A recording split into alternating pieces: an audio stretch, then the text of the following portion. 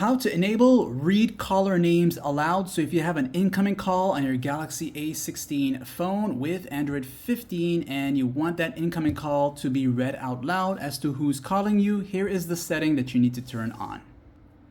You'll want to make sure you're using your Samsung Dialer app, which is this one right here. And as you go into it, you'll tap on the three dots right up here at the top right. Once you do this here, you will see the word settings, and tapping on that there, you will go to where it says answering and ending calls, this right here.